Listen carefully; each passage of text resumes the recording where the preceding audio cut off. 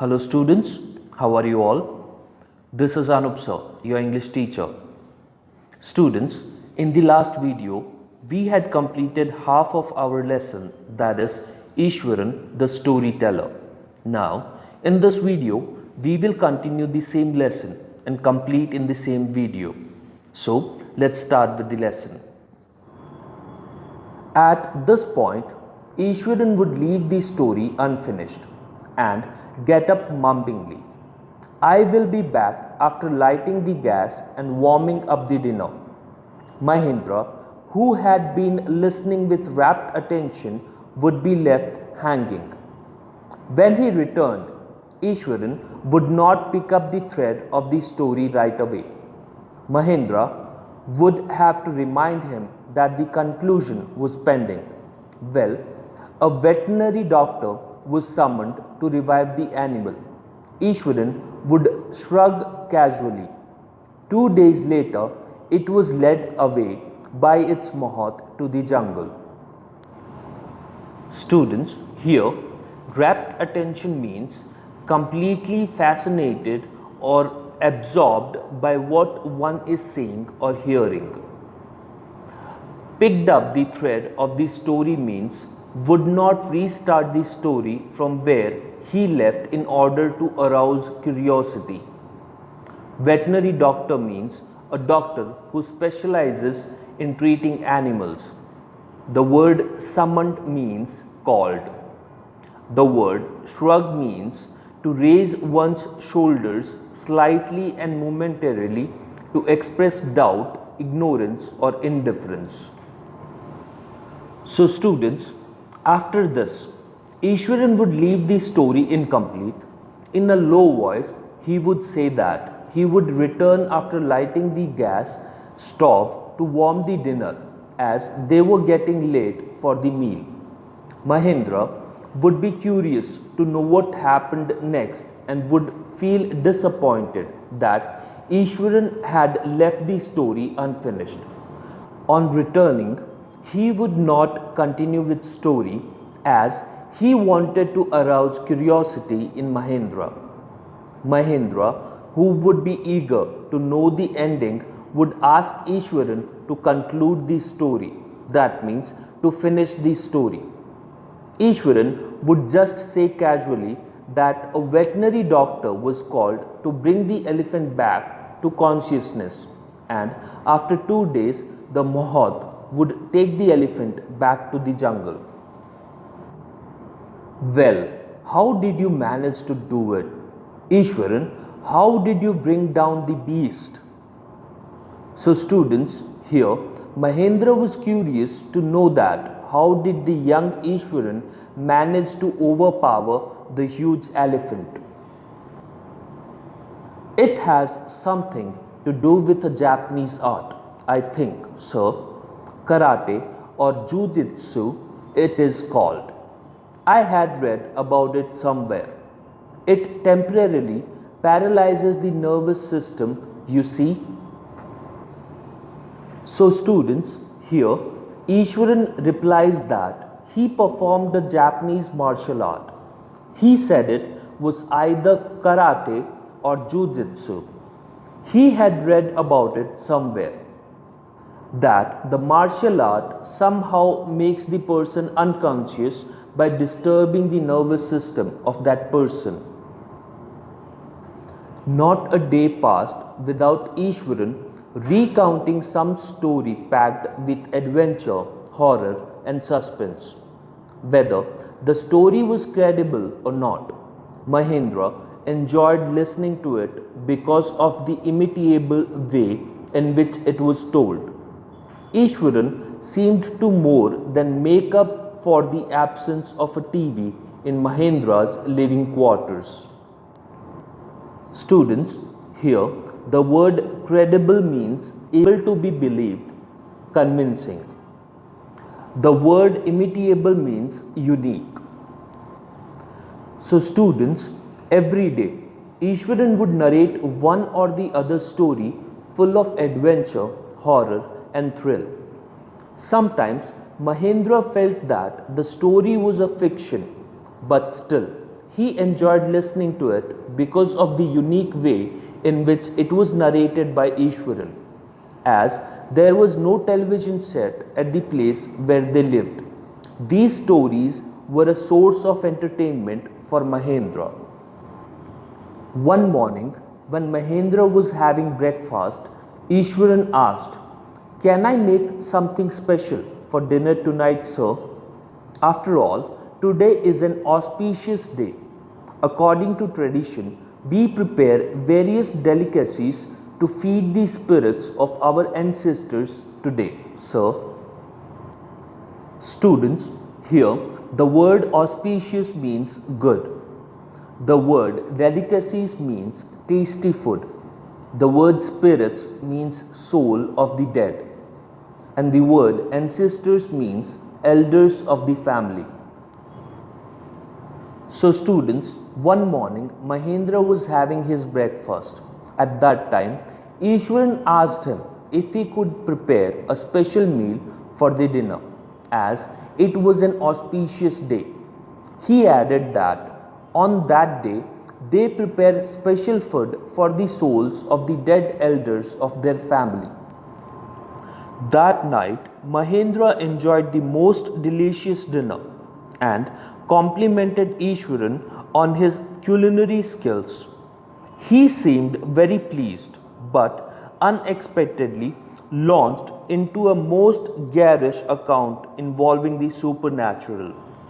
Students, here culinary skills means related to cooking. Garish means something which is too colorful and fancy that it is disliked. The word supernatural means related to ghosts and spirits. So students, Ishwaran had prepared a delicious dinner and Mahendra praised his cooking skills. Ishwaran was happy on being praised, but all of a sudden started narrating a detailed story related to ghosts and supernatural powers which are disliked by Mahendra. You know, sir, this entire factory area we are occupying was once a burial ground. He started. Mahendra was jerked out of the pleasant reverie he had drifted into after the satisfying meal. I knew on the first day itself when I saw a human skull lying on the path. Even now, I come across a number of skulls and bones, Ishwaran continued. Students, here the word reverie means a state of being pleasantly lost in one's thought, a daydream. So students, Ishwaran said to Mahendra that the site of the factory was earlier a place where the dead were buried. Mahendra jerked out of the pleasant thought after the tasty meal. Ishwaran continued that on the first day itself he had seen a human skull lying on the ground when he was returning after buying vegetables. Even later, he had come across a number of skulls and bones lying around the place. He went on to narrate how he sometimes saw ghosts at night. I am not easily frightened by these things, so I am a brave fellow. But one horrible ghost of a woman which appears off and on at midnight during the full moon. It is an ugly creature with matted hair and a shriveled face like a skeleton holding a foetus in its arms. Students, here shriveled means wrinkled and sunken. Foetus means unborn baby. So students, here Ishwaran added that sometimes he saw ghosts at night, although he was not scared of them as he was a brave person. But once he saw a very horrible ghost of a woman. It appeared on full moon night at 12 o'clock. It was very ugly, had matted hair and a sunken in face. It looked like a skeleton holding an unborn baby in its arms. Mahendra shivered at the description and interrupted rather sharply. You are crazy, Ishwaran. There are no such things as ghosts or spirits. It is all a fragment of your imagination. Get your digestive system examined and maybe your head as well. You're talking nonsense. Students, here the word figment means production. So, students, Mahendra disliked the story and interrupted sharply. He scolded Ishwaran and said that he had gone mad.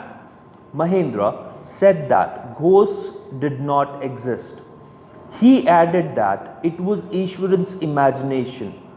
He ordered Ishwaran to get himself checked up, to get his digestive system and his brain examined, as he was speaking nonsense. He left the room and retired for the night, expecting Ishwaran to sulk for a couple of days. But the next morning, he was surprised to find the cook as cheerful and talkative as ever. Students, here the word sulk means be silent. So, students, Mahendra had thought that Ishwaran would remain quiet for a few days as he had scolded him for the previous night.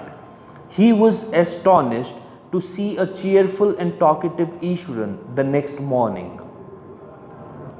From that day on, Mahendra, for all his brave talks, went to bed with a certain unease. Every night he peered into the darkness outside through the window next to his bed, trying to make sure that there was no movement of dark shape in the vicinity. But he could only see a sea of darkness with the twinkling lights of the factory miles away.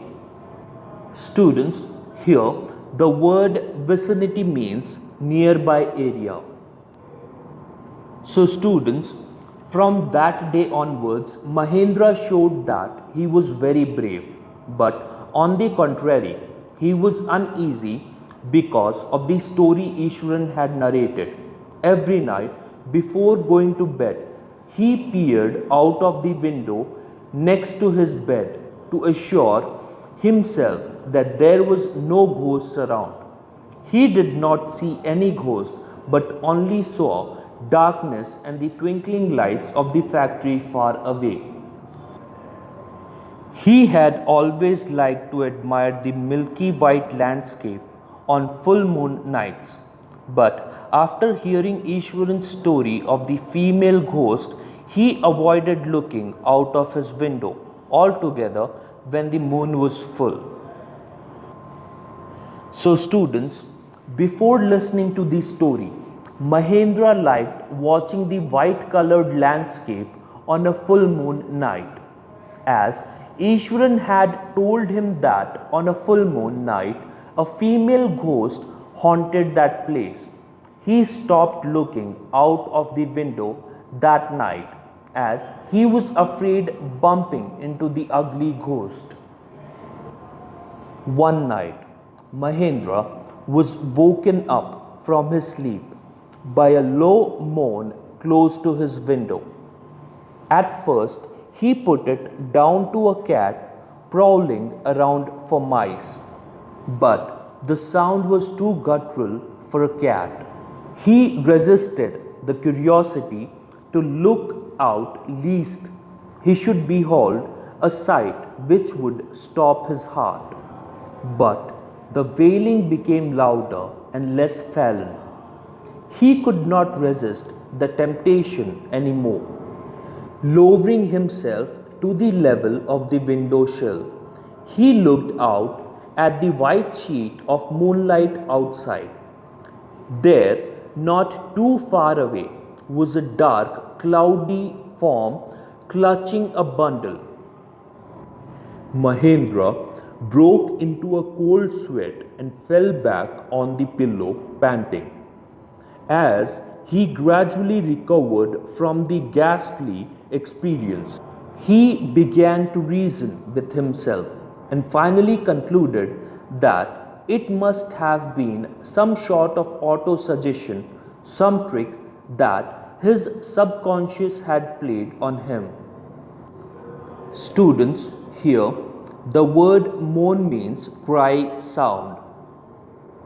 The word pouling means searching. The word guttural means sound produced in the throat, harsh sounding. Wailing means cry sound. Felon means related to cats or other members of the cat family.